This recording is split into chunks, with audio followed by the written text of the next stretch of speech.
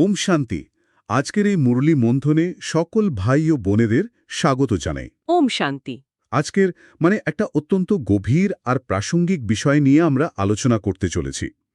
আমাদের আজকের মন্থনের মূল ভিত্তি হল 1 মার্চ 2026-এর মুরলি। ঠিক, আর আজকের এই আয়োজনের মূল লক্ষ্য বা মিশনটি হল পরমাত্মা সঙ্গের রং এবং কম্বাইন্ড স্বরূপের যথার্থ হোলি উদযাপন। যথার্থ হোলি উদযাপন। হ্যাঁ, তো সাধারণ দৃষ্টিতে হোলি মানেই তো রঙের উৎসব। ঠিক আছে, চলুন বিষয়টি একটু খুলে দেখা যাক। লৌকিক দুনিয়ায় হোলি বলতে আমরা কি বুঝি? ওই একটু আনন্দ করা। একদম। একটু আবির বা গাঢ় রং মেখে মেতে ওঠা, তারপর স্নান করলেই সেই রং ধুয়ে মুছে যায়। হ্যাঁ, ধুয়ে মুছে যায়। জীবন আবার তার আগের রুটিনে ফিরে আসে। কিন্তু আজকের এই মুরলিতে যে রঙের কথা বলা হয়েছে তা জাগতিক কোনো রং নয়। এখানে সবচেয়ে চমকপ্রদ বিষয়টি হল হোলির আসল অর্থ কিন্তু বাহ্যিক রঙে নিজেকে কিছু সময়ের জন্য রাঙিয়ে নেওয়া নয়। তাহলে আসল অর্থটা কি দাঁড়াচ্ছে? মুরলি খুব সুন্দরভাবে আমাদের দৃষ্টি আকর্ষণ করছে সেই সর্বশ্রেষ্ঠ রঙের দিকে, আর তা হল পরমাত্মার অবিনাশী রঙের সাথে যুক্ত হওয়া। অবিনাশী রং। হ্যাঁ, জাগতিক যে কোনো রঙই মাখা হোক না কেন তা কিছু সময় পর ফিকে হয়ে যাবে বা ধুয়ে যাবে, কিন্তু পরমাত্মার সঙ্গের যে রং তা সম্পূর্ণ অবিনাশী। একবার লাগলে আর মোছে না। একদম। যখন কোনো আত্মা এই রঙে রঞ্জিত হয় তখন ভেতরের সমস্ত মালিন্য, সমস্ত নেতিবাচকতা ধুয়ে যায়। আত্মা তার আদি এবং আসল পবিত্র রূপ ফিরে পায়। এটাই হলো সত্যিকারের হোলি হয়ে ওঠা। শুধুমাত্র একদিনের জন্য নয়, না, বরং চিরকালের জন্য আত্মার এই রূপান্তর ঘটে। এই প্রসঙ্গে মুরালি থেকে এই কম্বাইন্ড বা একসঙ্গে জুড়ে থাকার যে ধারণাটি তুলে ধরা হয়েছে তার সত্যি এক বিশাল নিরাপত্তার অনুভূতি দেয়। বিশাল একটা শক্তি। হ্যাঁ, কম্বাইন্ড থাকার মানে হল পরমাত্মাকে নিজের সব সময়ের সঙ্গী বা কম্প্যানিয়ন বানিয়ে নেওয়া।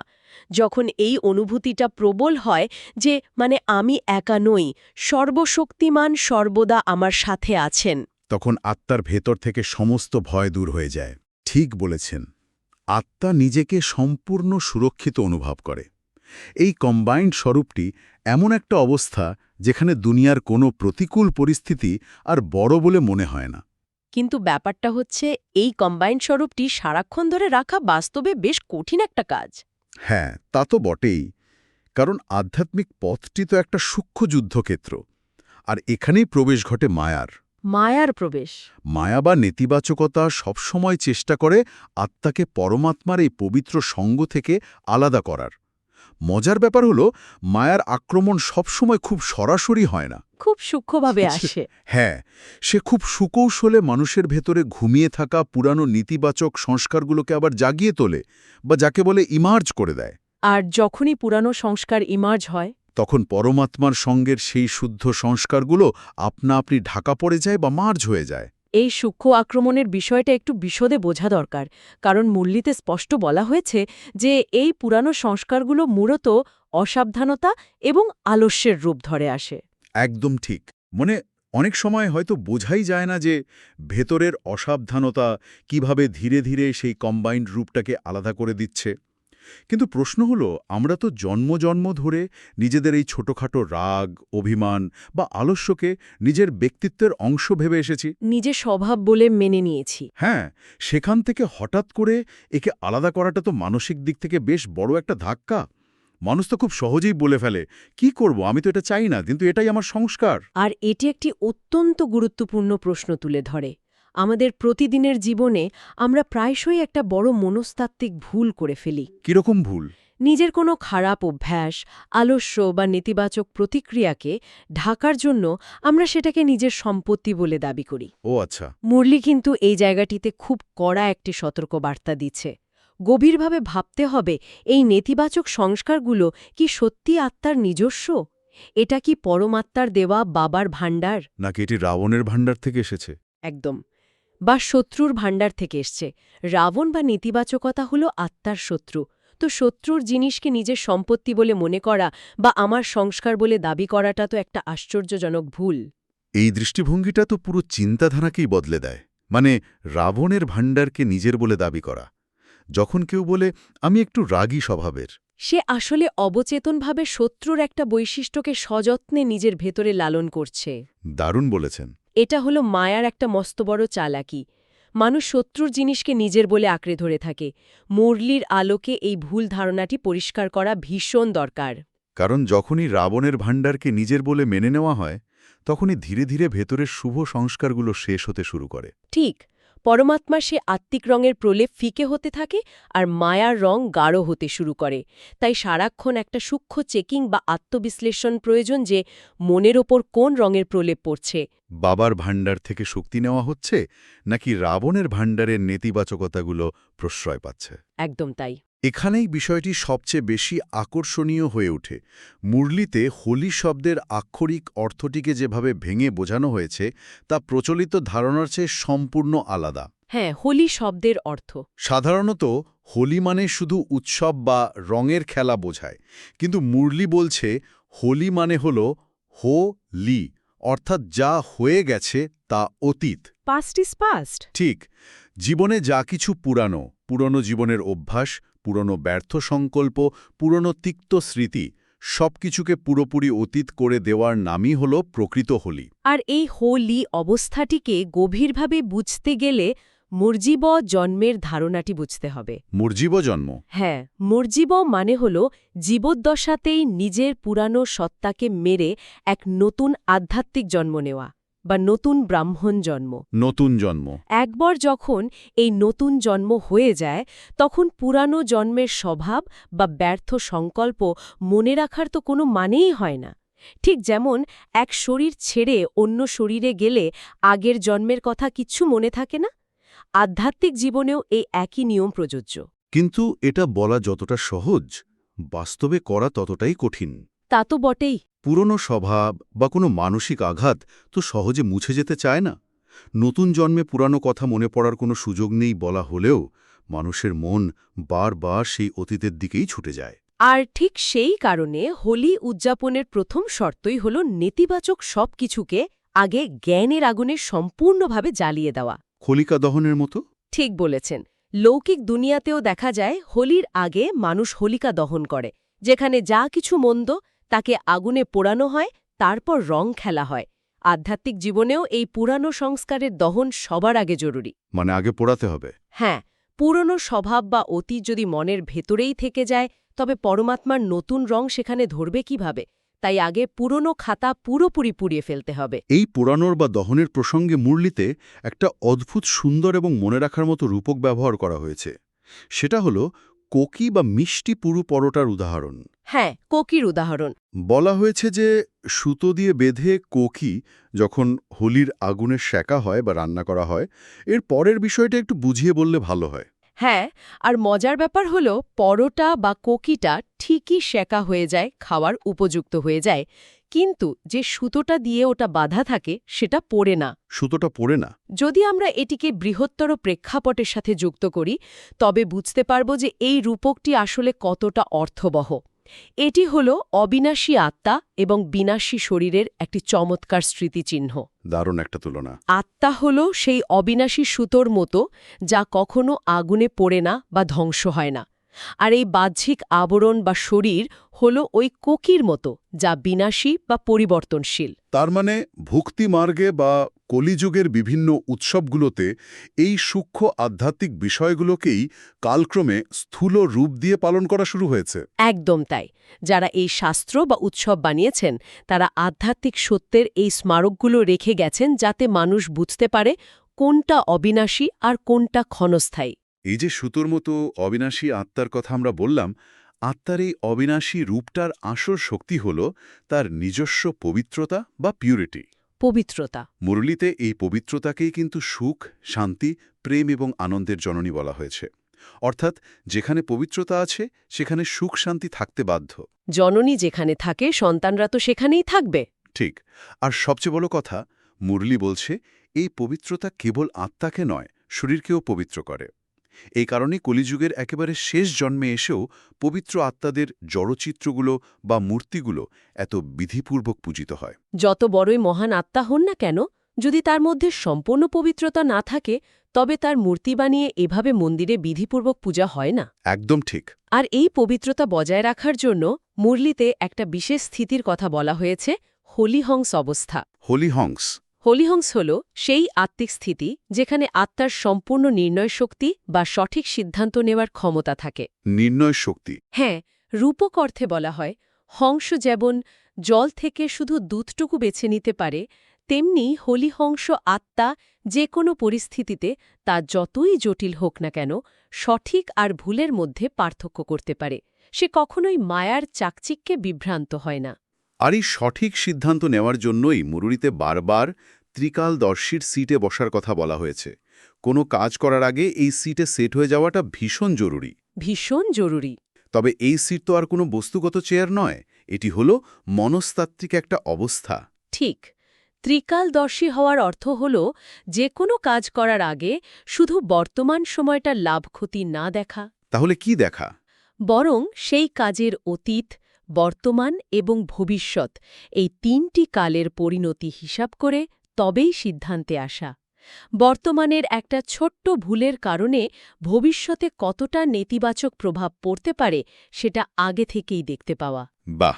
এই সিটে বসে কাজ করলে মানুষের ভুল হওয়ার সম্ভাবনা থাকে না বললেই চলে, কারণ তখন প্রতিটা পদক্ষেপ হয় অত্যন্ত মাপা এবং আধ্যাত্মিক জ্ঞান দ্বারা চালিত।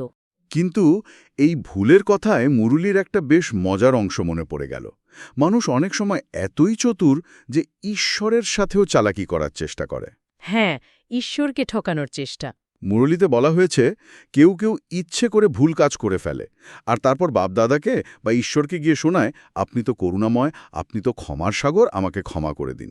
নিজের ভুল ঢাকার জন্য। হ্যাঁ, মানে নিজের ভুল ঢাকার জন্য ঈশ্বরকেই তার গুণাবলী মনে করিয়ে দেওয়ার একটা হাস্যকর চেষ্টা, যেন ঈশ্বরকে তোষামত করলেই পার পাওয়া যাবে। এটা মানুষের একটা খুব সাধারণ মনস্তাত্ত্বিক দুর্বলতা বা ডিফেন্স মেকানিজম।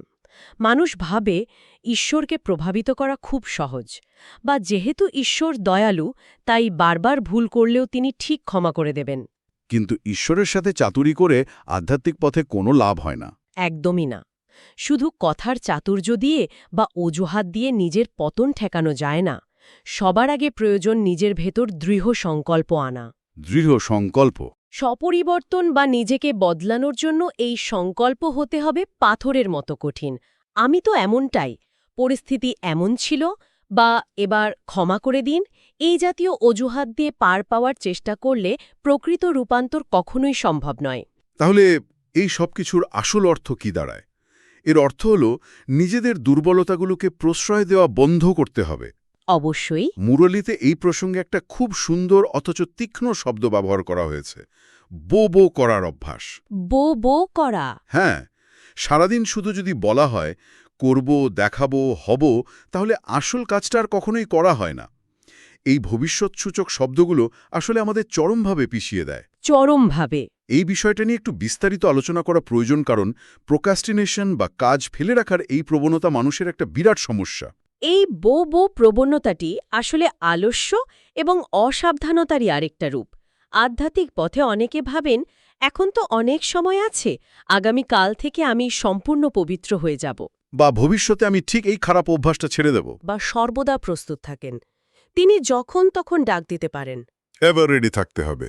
যে আত্মারা শুধু ভবিষ্যৎবাণী করে বা কাজ ফেলে রাখে তারা কখনোই এভারেডি হতে পারে না।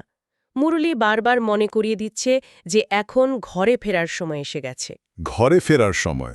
বিশ্বের পরিস্থিতি এবং সময়ের গতি বলছে যে এই করব, হব বা বোবো ভাষার সমাপ্তি এখনই ঘটাতে হবে। যারা শুধু ভবিষ্যতের আশায় বসে থাকবে তারা দেখতে পাবে অন্যান্য প্রস্তুত আত্মারা বাবার সাথে চলে যাচ্ছে, আর তারা মাঝপথে আটকে আছে। আর ঠিক এই কারণেই মুরলিতে বরিষ্ঠ বা সিনিয়র আত্মাদের কিছু অমূল্য বার্তার কথা স্মরণ করিয়ে দেওয়া হয়েছে, যারা নিজেদের জীবনে এই এভারেডি অবস্থা অর্জন করেছিলেন। হ্যাঁ, বরিষ্ঠদের বার্তা। এই বার্তাগুলো যেন সারাক্ষণ কানে বাজতে থাকা উচিত। যেমন দাদির কথা, কর্মাতীত হতেই হবে। মাম্মার বলা, যা করার আজই করো, কালকের জন্য ফেলে রেখো না। আর দিদির সে অমোঘ বার্তা, এখন ঘরে যেতে হবে। হ্যাঁ, এই দাদি, মাম্মা, দিদিরা হলেন সেই সব বরিষ্ঠ আত্মা যারা আধ্যাত্মিক যাত্রায় দৃষ্টান্ত স্থাপন করেছেন। কিন্তু এখানে একটা বিষয় একটু পরিষ্কার করা দরকার। বলুন। এই যে বলা হলো কর্মাতীত হতে হবে, এই কর্মাতীত হওয়ার প্রকৃত অর্থ কি? এর মানে তো নিশ্চয়ই শুধু কাজ ছেড়ে দিয়ে বসে থাকা নয়। খুব সুন্দর একটা পয়েন্ট তুলেছেন। কর্মাতীত হওয়ার অর্থ মোটেও কর্ম থেকে পালিয়ে যাওয়া বা দায়িত্ব ছেড়ে দেওয়া নয়, বরং এর অর্থ হল সমস্ত কর্ম অত্যন্ত নিখুঁতভাবে পালন করা, কিন্তু সেই কর্মের কোনো নেতিবাচক বাঁধনে বা ফলাফলের আসক্তিতে নিজেকে না জড়ানো। ও আচ্ছা, আসক্তি না রাখা। ঠিক যেমন পদ্মপাতা জলে থাকে কিন্তু তাতে জল আটকায় না। যখন কেউ বারবার নিজের মনে এই কথাগুলো গেঁথে নেয় যে তাকে কর্মাতীত হতে হবে এবং তার ঘরে ফেরার সময় হয়ে গেছে, তখন আত্মা ভেতর থেকে এক প্রবল শক্তি লাভ করে। প্রবল একটা স্থিতি তৈরি হয়। হ্যাঁ, এই সংকল্পগুলোই মায়ার আক্রমণ বা বাইরের পরিস্থিতির চাপ থেকে আত্মাকে রক্ষা করে এবং তাকে চূড়ান্ত গন্তব্যের জন্য প্রস্তুত করে তোলে। আজকের মুরলির শেষে যেই বরদান বা আশীর্বাদটি দেয়া হয়েছে সেটিও কিন্তু এই পুরো আলোচনার সাথে, বিশেষ করে এই কর্মাতীত এবং এভারেটি অবস্থার সাথে গভীরভাবে যুক্ত।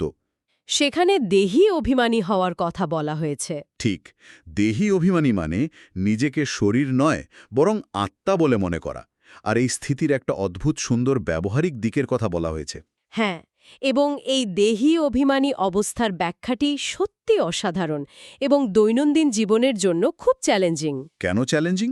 সাধারণত সমাজে দেখা যায় মানুষ তাদেরই পছন্দ করে যারা তাদের মহিমা করে বা প্রশংসা করে, কিন্তু মুরলি বলছে প্রকৃত দেহী অভিমানী বা শরীর অহংকারমুক্ত ব্যক্তি হল সেই যে শুধু প্রশংসাকারীদের প্রতিই নয়, বরং যারা ভুল ধরিয়ে দেয় বা শিক্ষার ইঙ্গিত দেয় তাদের প্রতিও সমান শুভচিন্তা রাখে। মানে সমালোচকদের প্রতিও। ঠিক, সমালোচককেও নিজের সবচেয়ে বড় শুভাকাঙ্ক্ষী বলে মনে করতে পারা এবং যে কোনো অপমানকে শান্তচিত্তে সহ্য করতে পারাই হল এই স্থিতির সবচেয়ে বড় প্রমাণ। এটা তো বিশাল ব্যাপার। যার ভেতরে একটুও অভিমান বা অহংকার আছে, সে কখনো অপমান বা সমালোচনা সহজভাবে গ্রহণ করতে পারবে না। সে তৎক্ষণাৎ প্রতিক্রিয়া দেখাবে বা আত্মপক্ষ সমর্থন করবে। এটা কত গভীর একটা কথা। কেউ সমালোচনা করছে আর তার প্রতিও শুভকামনা রাখা, এটা একমাত্র তখনই সম্ভব যখন ভেতরের আত্মা সম্পূর্ণ শান্ত এবং পরমাত্মার ভালোবাসায় পরিপূর্ণ থাকে। একদম ঠিক বলেছেন। আর এরপরই আসছে আজকের স্লোগান, সদা পরমাত্মা ভালোবাসায় হারিয়ে যাও, তবে দুঃখের দুনিয়া ভুলে যাবে। কি অপূর্ব একটা বাক্য! হ্যাঁ, এর মধ্যে লুকিয়ে আছে জীবনের আসল শান্তি। মন যদি সবসময় সেই পরম ভালোবাসায় মগ্ন থাকে, তাহলে বাইরের এই দুঃখ, কষ্ট, অশান্তি বা সমালোচনার দুনিয়া এমনিতেই ফিকে হয়ে যাবে। তখন আর আলাদা করে দুঃখ ভুলতে হয় না। পরমাত্মার সঙ্গের রঙই সব দুঃখকে ঢেকে দেয়। যদি আমরা আজকের এই সমগ্র মুরলী মন্থনের সারসংক্ষেপ করি, তবে মূল শিক্ষাগুলো খুব স্পষ্ট এবং জীবনে প্রয়োগ করার মতো। হ্যাঁ, সারসংক্ষেপটা করলে ভালো হয়। প্রথমত, জাগতিক ক্ষণস্থায়ী রঙের বদলে পরমাত্মার অবিনাশী সঙ্গের রঙে নিজেকে রঞ্জিত করা এবং যে কোনো পরিস্থিতিতে তার সাথে সর্বদা কম্বাইন্ড বা যুক্ত থাকা। দ্বিতীয়ত, পুরানো সমস্ত নেতিবাচক সংস্কারকে নিজের সম্পত্তি না ভেবে সেগুলোকে হোলি অর্থাৎ অতীত করে দিয়ে এক নতুন আধ্যাত্মিক জীবনের শুরু করা। আর ৩ নম্বর পয়েন্ট, এবং তৃতীয়ত, কর্মাতীত বা সম্পূর্ণ মুক্ত অবস্থায় পৌঁছনোর জন্য বো করে সময় নষ্ট না করে এখনই কাজে নেমে পড়া। পাশাপাশি চরম অপমান বা সমালোচনার মুখেও দেহী অভিমানী হয়ে সবার প্রতি শুভকামনা বজায় রাখা। আমাদের দৈনন্দিন জীবনে এই শিক্ষাগুলোর প্রয়োগ সত্যিই যুগান্তকারী পরিবর্তন আনতে পারে। এই আলোচনার একেবারে শেষে একটা বিষয় সত্যিই গভীরভাবে ভাবার মতো। সেটা কি? একটু ভেবে দেখুন তো, যদি আমরা আমাদের দৈনন্দিন জীবনের প্রতিটি মুহূর্তে, প্রতিটি সম্পর্কের ক্ষেত্রে এই হোলি অর্থাৎ যা অতীত তা অতীত নীতিটি শুধু নিজের ভুলের জন্য নয়, বরং অন্যদের ভুলের ক্ষেত্রেও প্রয়োগ করি। বাহ, এটা তো খুব সুন্দর একটা ভাবনা। প্রতিদিন যদি চারপাশের মানুষদেরকে নতুন দৃষ্টিভঙ্গিতে দেখা যায় এবং তাদের অতীত ভুলগুলোকে মন থেকে সম্পূর্ণ মুছে ফেলা যায়, তবে আমাদের জীবন এবং সম্পর্কগুলো কতটা শান্তিময় এবং সুন্দর হয়ে উঠবে। অনেক বেশি শান্তিময় হবে। যদি অন্য কারোর নেতিবাচক দিকগুলো আমরা মনে না রাখি, তবেই তো আমরাও সত্যিকারের হোলি উদযাপন করতে পারব। একদম। আজকের মুরলী মন্থন এখানেই শেষ করছি। ওম শান্তি। ওম শান্তি।